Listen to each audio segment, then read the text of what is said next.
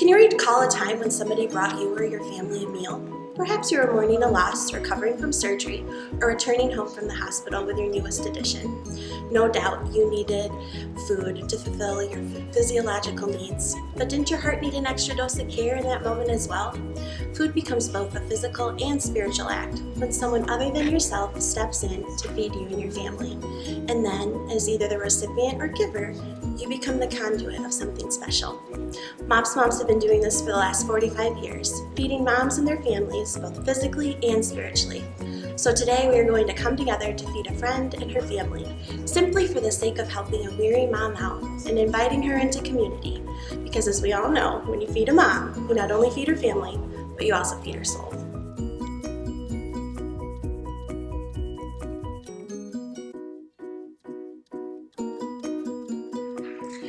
A time when people brought my family meals was when Jacob was in the hospital when he was a baby. And we had people, we'd stayed in the hospital for several weeks, and people would bring us food to the hospital. And it was nothing elaborate.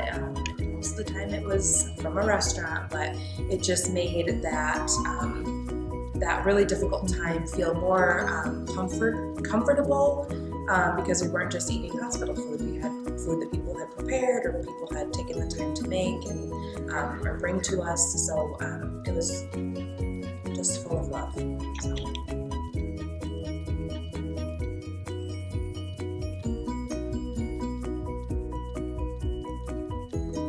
So I was actually first invited to MOPS by one of my clients. I was talking to her about how I was the first one of my friends to have kids, and I didn't have a whole lot of mom friends, so she said, I've been going to MOPS and I love it, you should come. And I was very intrigued and excited, but I had a little bit of social anxiety and didn't come that first time. So I was very thankful when she messaged me and was like, hey girl, I really missed you at MOPS. We're having one more meeting and you should come. And so I gathered up my toddler and I brought my hot mess self to MOPS, and I'm so glad that I did. Everyone was so welcoming and amazing, and I would have never gone on my own.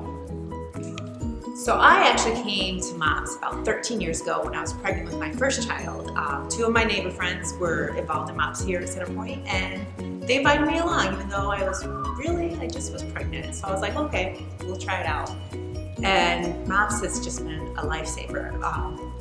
We have moved a lot in my mom years, and I've been to several different MOPS. Each different city offers one, and it was just great to be able to go in and know I had a group of moms around me to help support me, especially in the new city. So.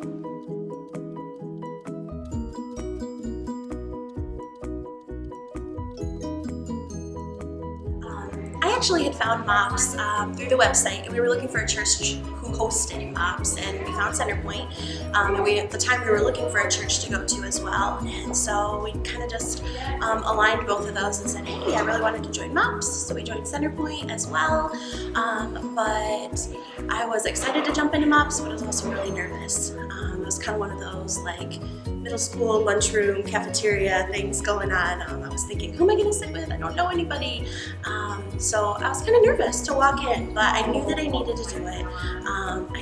Cohen was 2 years old, and I was pregnant with Callum, and I knew that I needed to show up. And I went for it, and of course I found my table. They put me where I was supposed to sit, and I got to know so many wonderful ladies.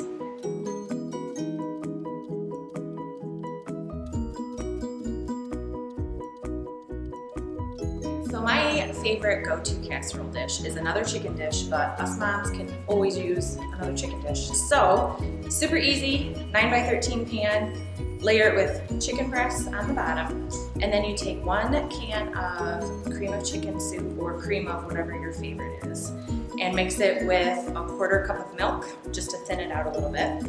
Put that over the chicken.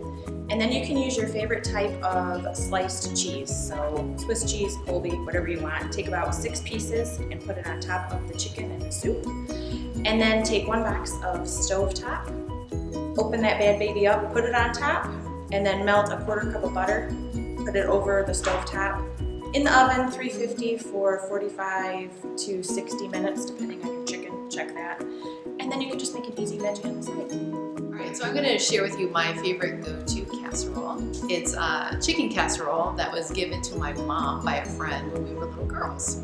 So what you need is you need a box of Uncle Ben's mixed wild rice, and then you need a can of cream of chicken, a can of cream of mushroom, and a can of cream of celery soup.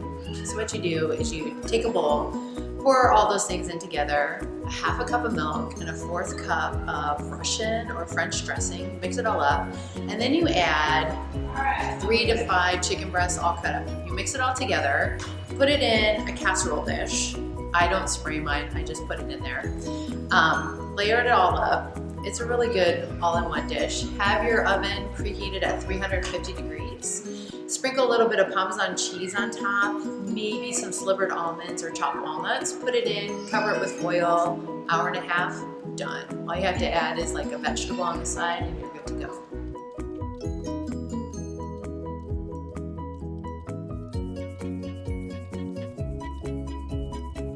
So my favorite ingredient in the kitchen is Bisquick. You can turn Bisquick into anything. Magic pies, magic cookies, magic cakes. Bisquick is the thing to have in your kitchen. Always keep it on hand.